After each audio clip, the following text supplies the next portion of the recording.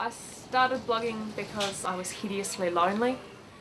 I was a young mum living in the middle of nowhere with a 12-month-old baby who never ever stopped screaming. And it was me at home with my partner who was working nights and sleeping days. After I'd been reading blogs for about 3 months, I started my own.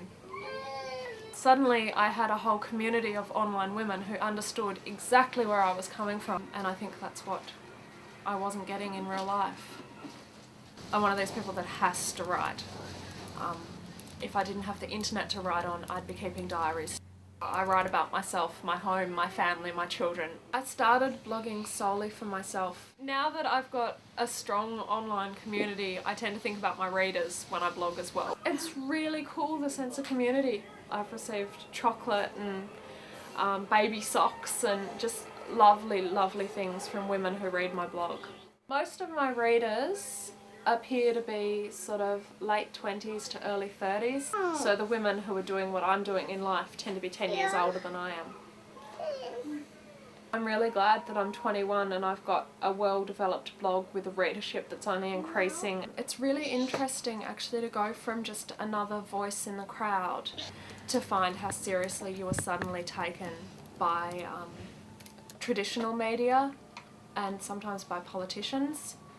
By complaining about the state of the Midlands Highway loudly on Twitter and on the blog and to everyone that would listen on the internet, the Midland Highway was resurfaced. I don't know how much I had to do with that, but I do know that I had Will Hodgman responding to me personally.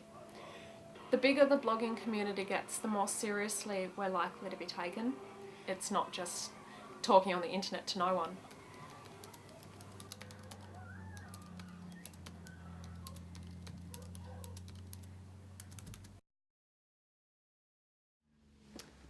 Hello, my name's Carol Ravis. I work in Hobart at ABC Local Radio and I work online for ABC Local Online. My job would be completely different without the internet because I wouldn't have anywhere to put my stories. Because I work online and I have a very distinctive name, if you Google me, you come up with me.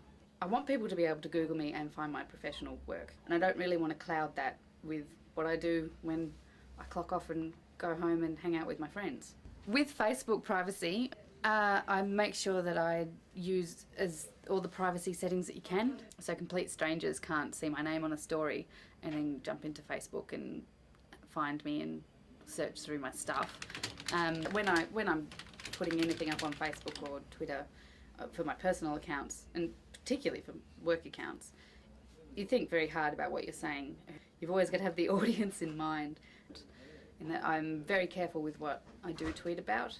I try very hard not to go anywhere near it after a few drinks, make sure that I'm not going to say anything embarrassing and bring myself or what I do into any sort of disrepute.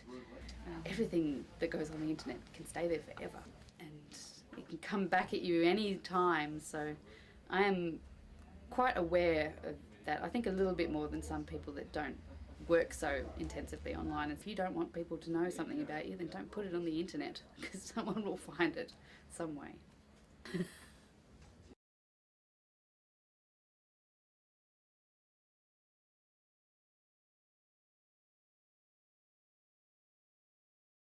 I'm Rod Andrews, and I have been working recently as a volunteer at the Kingston Online Access Centre. Well, it's filled up my life quite a bit with hours on the square screen, but it's given one so many more interests, kept your brain active for communicating. It's very good, the computer, it's very useful. I have a brother who lives in England who never emigrated to Australia. We communicate a bit, yes. I tend to use Skype as well as emailing, and there are people around England that I've got to know that I haven't seen for years and years. It saves a lot of time than writing away. The old-fashioned way, snail mail, that's so much easier than getting out an envelope and having to go and buy a stamp and going to the post office or the letterbox and said, you can just do it in the comfort of your home. I can't remember when I last wrote a letter. I've tucked some away, put them in the scrapbook for my kids to see when they have children. Oh, what's that? It's a letter.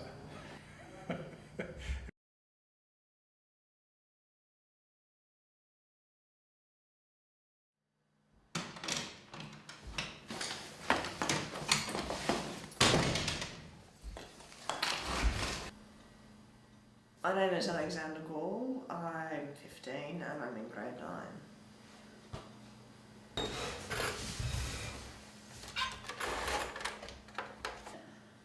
Well, surf, watch videos and play computer games. As an only child, I think I'd play games more than other people. I started playing, I think it was when I was about 9, maybe before that.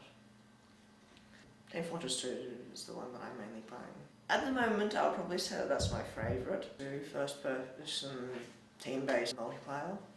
I played the Engineer for a while, and I'm getting into the Spy at the moment. Sometimes you feel really happy, like you just did really well for one round. Like say, one round I was just doing brilliantly as the Engineer. No one could take down my buildings, everyone was coming through my teleporter, and it was just going perfectly.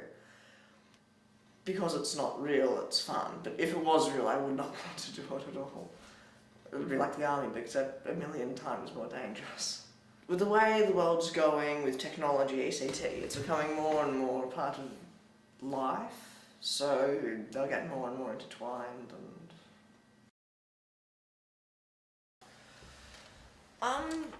They're different because in one, things take effort, and the other one, and in the other one, things they're more instantaneous. Play, play, play, start getting more intent. And by the very end, oh, do I have to do homework? No! And it's so tantalising, the game is just there, one click away. Oh.